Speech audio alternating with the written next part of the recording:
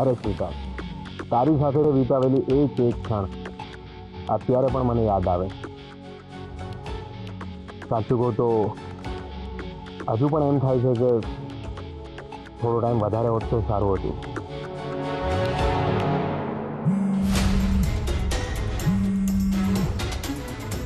આ રૂપા હવે મારા માથેથી દૂર થાય તો સારું.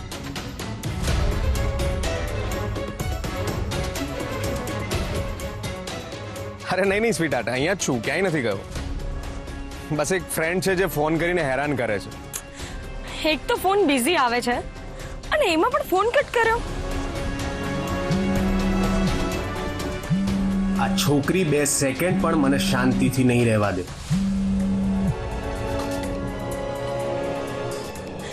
રાહુલ મારી સાથે આવું બિહેવ કેમ કરી રહ્યો છે? હું ગઈકાલે હોટલથી ઉતાવળમાં નીકળી, પછી ત્યાંથી ક્યાં ગઈ, મેં શું કર્યું એને જાણવાની જરાય ઈચ્છા ના થઈ. કેટલો હાર્ટલેસ માણસ છે આ. ના ના, રાહુલ મારી સાથે આવું ના કરી શકે. એ પાક્કું કોઈ પ્રોબ્લેમમાં ફસાયો હશે, બાકી તો એ દોડીને મારી પાસે આવી ગયો હોત. તારી બેન છે ને એટલે તું નહીં માને, પણ ટ્રસ્ટ મી, તને વિલન બનાવનાર બીજું કોઈ નહીં. તારી પોતાની બહેન સ્વાતિ જ છે. રાહુલ એકદમ સાચું જ કહી રહ્યો હતો. આ બધું જ સ્વાતિના લીધે થઈ રહ્યું છે. સ્વાતિના લીધે મારે આજે આ રસ્તે ભટકવું પડે છે. હું પોતાના ઘરમાં પણ નથી જઈ શકતી. મારે ગમે તેમ કરીને ઘરની અંદર આજે જવું જ પડશે. પછી જે થશે એ જોઈ લઈશ.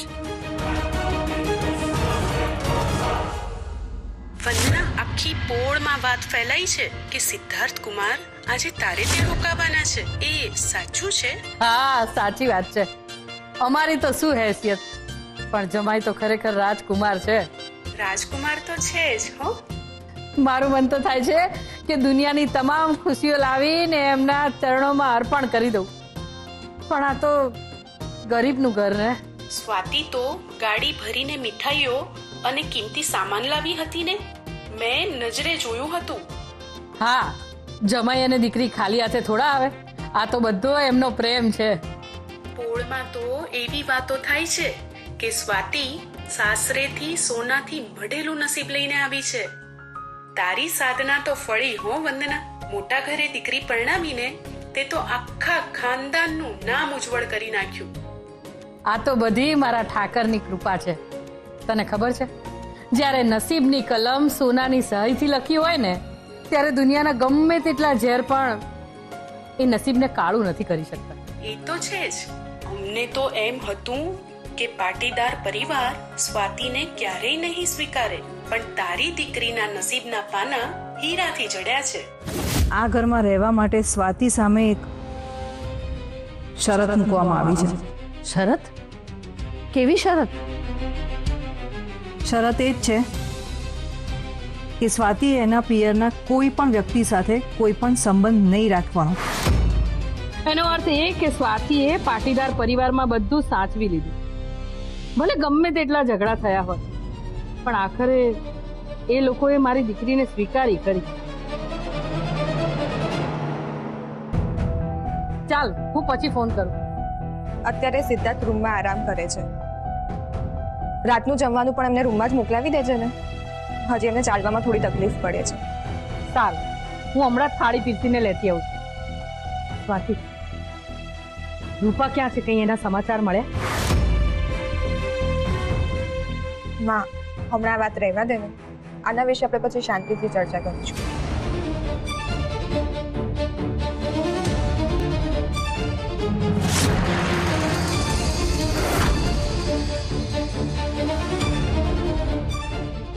રૂપાનું નામ સાંભળતા જ આ સ્વાતિએ વાત ટાળી કેમ દીધી? આઈ એમ ડેમ શ્યોર કે મારી હાજરીમાં રૂપા વિશે કશું બોલવા નથી માંગતી. એનો અર્થ એ કે રૂપા ક્યાંક આસપાસ જ છે અને આ લોકો એને છુપાવી રહ્યા છે.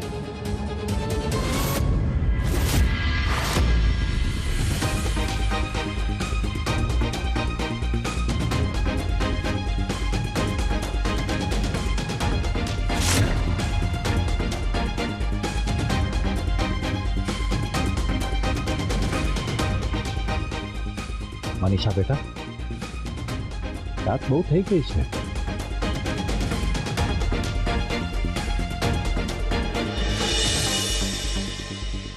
અને તું હજી સુધી જાગે છે? જા જઈને સૂઈ જા બેટા. જે માની આંખો સામે એના દીકરાનું અપમાન થયું હોય એ માની આંખોમાંથી ઊંઘ કાયમ માટે ઉડી જાય છે. બેટા તું જે વિચારે છે એવું સિદ્ધાર્થના મનમાં કશું જ નથી. આવવા દો એને.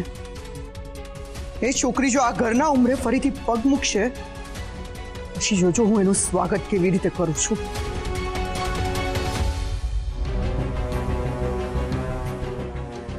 એ છોકરીને તો હું લોહીના આંસુએ રોવડાવીશ. એને એમ લાગે છે કે મારા દીકરાને વશમાં કરીને એ આ જંગ જીતી ગઈ છે, તો હવે એને ખબર પડશે કે મનીષા પાટીદાર કોણ છે. બેટા હા માં, હું દરવાજો બંધ કરી દઉં છું. તમે સૂઈ જાવ શાંતિથી. કડી બરાબર બંધ કરજે. આ તો લેવાના દેવા થઈ ગયા. સ્વાતિ અત્યારે દરવાજો બંધ કરવા આવી રહી છે. જો એણે કડી બંધ કરી દીધી તો મારે આખી રાત રસ્તા પર ભટકવું પડશે.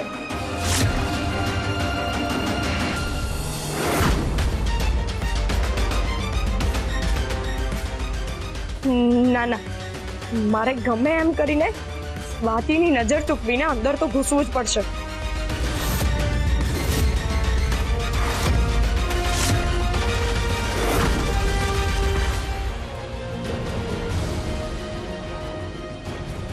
બહાર ખરેખર કોઈ છે કે પછી મારો ભ્રમ છે?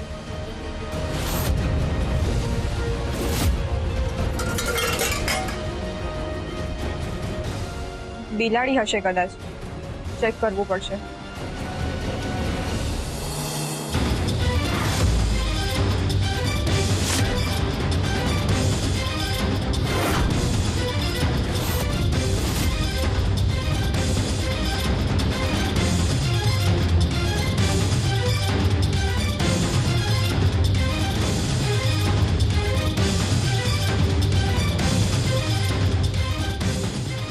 સ્વાતિ, હા આવી.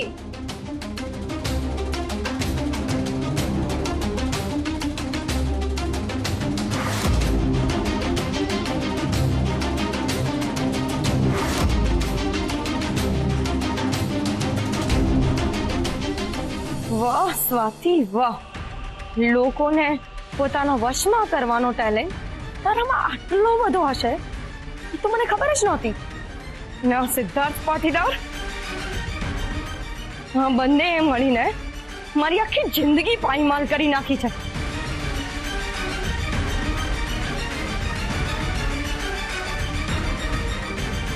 શાંત રૂપા શાંત.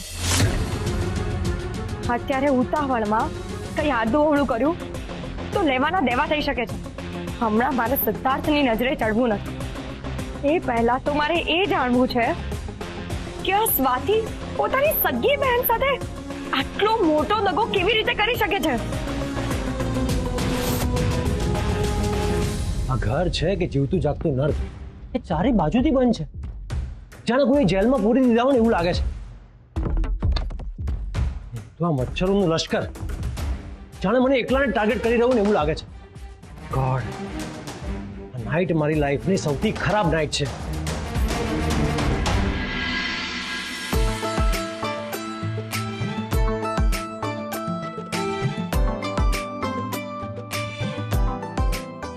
ઓ હલો, આ શું કરી રહી છે તું? અરે તમને લોકોને એક વારમાં સમજાતું કેમ નથી? હા મને મચ્છરદાનીમાં હું નથી આવતી. તમે કદાચ ભૂલી રહ્યા છો આ મારું ઘર છે. હો તો હવે તારું ઘર છે એટલે તારું મન ફાવે એમ કરીશ તું? મન ફાવે એમ હું નહીં, તમે કરો છો સિદ્ધાર્થ. અને દરેક વાતમાં ઝઘડો કરવાથી સમસ્યાનું સમાધાન નથી આવતું.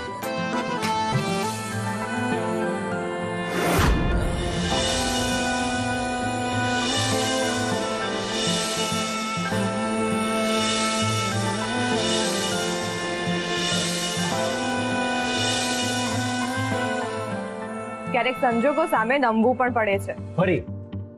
ફરી જ્ઞાન આપવાનું શરૂ કર્યું તે. તારી આ ફિલોસોફી છે ને એ તારા પૂરતી જ રાખ. તમને જ્ઞાન લાગે તો ભલે, પણ સત્ય એ જ છે કે માણસે સ્થળ જોઈને વલણ બદલવું જોઈએ. અમે ગરીબ હોઈ શકીએ, પણ આ ઘરમાં પ્રેમ અને આદરની જરાય ખોટ નથી. અને હું આવા નિખાલસ પ્રેમમાં મોટી થઈ છું. તેમ છતાં તમારા ઘરે જઈને તમારું અને તમારી મમ્મીનું કેટલું અપમાન સહન કર્યું છે એ ક્યારેય વિચાર્યું છે તમે? બધું જ હસતા ચહેરે સ્વીકારી લીધું છે. તો તમે પણ આજની રાત આ ઘરમાં થોડું સહન કરી લો. અચ્છા, મતલબ એ પણ મારી ભૂલ એમ? અહીંયા રહેવાનું તમે નક્કી કર્યું તો થોડું સહન કરો. આઈ કેન સી કે તને આ બધું જોઈને બહુ મજા આવી રહી છે, નહીં? મનમાં ને મનમાં તો તું ખુશ થતી હોઈશ ને? તમને આ હાલતમાં જોઈને મને તમારા પર દયા અને સહાનુભૂતિ થાય છે. રાત, તારી સહાનુભૂતિ તારી પાસે, મારે નથી જોઈતી.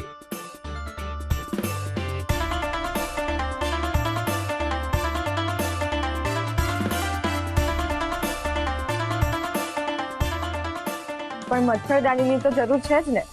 ચાલો સુઈ જાઓ. ઊંઘ ના આવે એ જ સારું છે. જાગતો રહીશ તો જ આ ઘરમાં સંતાડેલી રૂપાને શોધી શકીશ. આ લોકોએ આને ગમે ત્યાં છુપાવી હશે. તું અહીંયા સુવાની છે?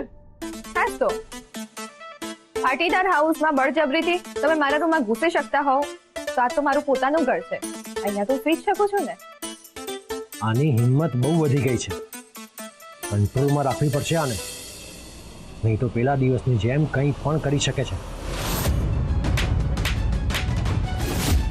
તે જે લાફો માર્યો હતો એનો બદલો તો હું લઈશ જ. તો આ મચ્છર જે વાળ્યા ના વળે એ હાર્યા વળે. શું બોલી તું? કઈ નહીં, ગરીબોની કહેવત છે, તમને નહીં સમજાય. તું છે ને, સુઈ જાઓ. હું ખાલી મચ્છરદાની જ સરખી કરતી હતી. નીચે પથારી કરીને સુઈ જાઉં.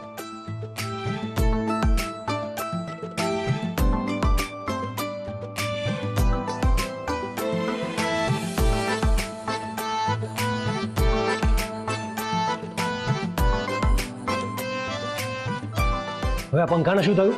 કદાચ લાઈટ ગઈ લાગે છે. એક મિનિટ.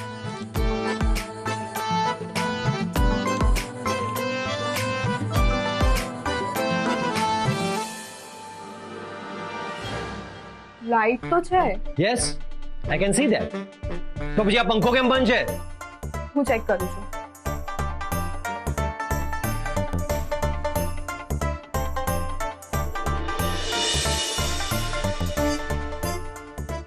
પકડો. કોણ? હું? આ રૂમમાં બીજું કોઈ દેખાય છે સિદ્ધાર્થ?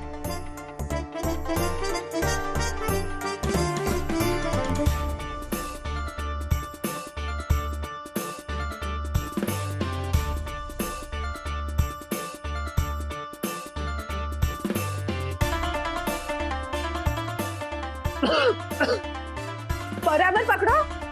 હા. કોઈલ ઉડી ગઈ છે.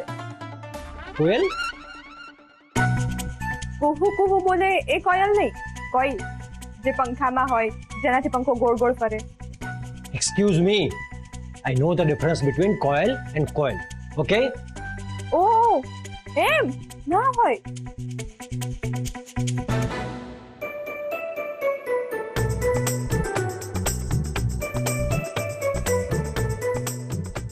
હવે એ બધું છોડ અને એમ કે કરીશું શું?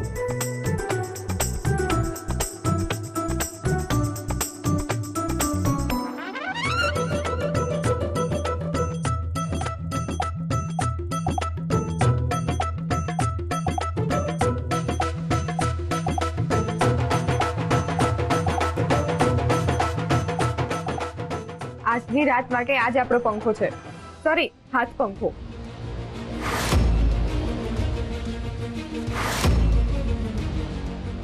ઘરમાં ઘૂસી તો ગઈ, પણ ક્યાં જાઉં? મમ્મી પાસે જવાની હિંમત નથી થતી. અને સિદ્ધાર્થ સામે જવું એટલે સીધા મોતના મોઢામાં જવું.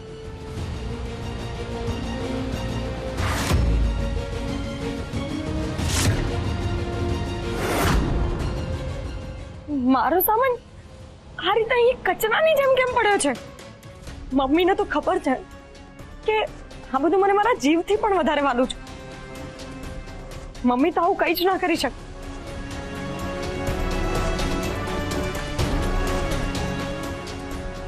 સ્વાતિ, નક્કી આ કામ સ્વાતિનું જ છે. એણે જ મારો સામાન આ રીતે અહીંયા નાખ્યો હશે. સ્વાતિ, જે સામાનને તે અહીંયા કચરામાં ફેંક્યો છે ને, એક દિવસ એ જ સામાનની ધૂળ તારા નસીબ પર લાગેલી પનોતી બનીને તારા જીવનને પાયમાલ બનાવી દેશે. હું તને નહીં છોડું સ્વાતિ.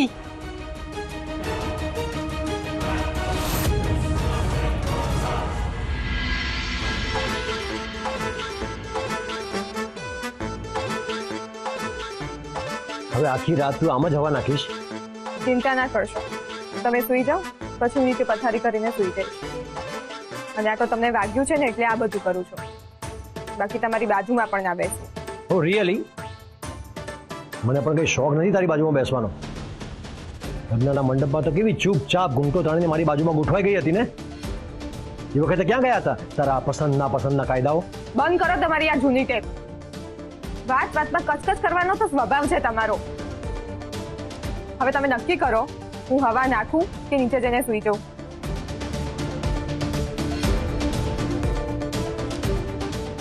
અઘરું છે તારું. વગાડે પણ તું અને મલમ પણ તું લગાડે. મને તો સમજાતું નથી કે તું ઈચ્છે છે શું. મને પણ એ જ નથી સમજાતું કે તમે શું ઈચ્છો છો. ક્યારેક તો એવું લાગે છે કે તમારા જેટલો ખરાબ માણસ આખી પૃથ્વી પર બીજો કોઈ છે જ નહીં. અને ક્યારેક એક બાજુ મારી સાથે આંખમાં આંખ મિલાવીને ઝઘડો કરે છે અને બીજી બાજુ મારા મા બાપની લાગણીનો વિચાર પણ કરે છે. સિદ્ધાર્થ, શું તમારો સ્વભાવ કાચ જેવો છે, જે વાગે તો લોહી કાઢી નાખે અને એમાં જોઈએ તો હકીકત બતાવે? તમને સમજવા બહુ અઘરા છે, બહુ જ.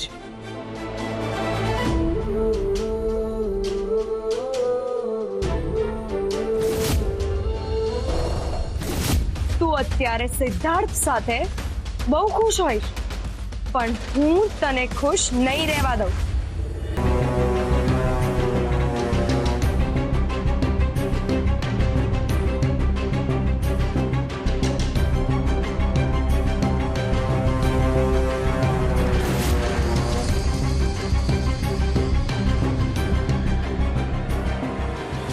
₹1,11,000 રોકડા. હા, એ પણ આપી દઈશ બસ. પણ કાલ સવાર સુધીમાં.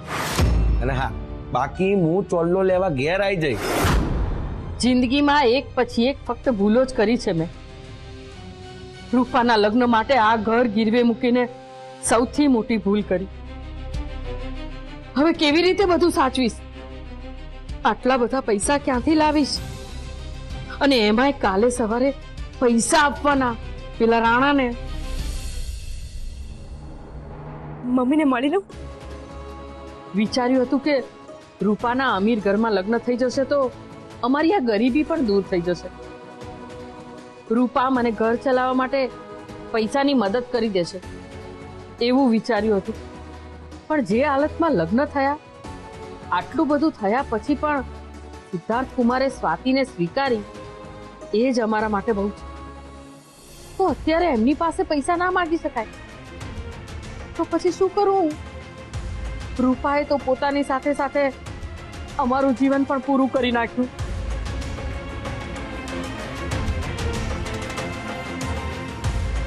બધું જ પૂરું થઈ ગયું અને એ પણ રૂપાના લીધે.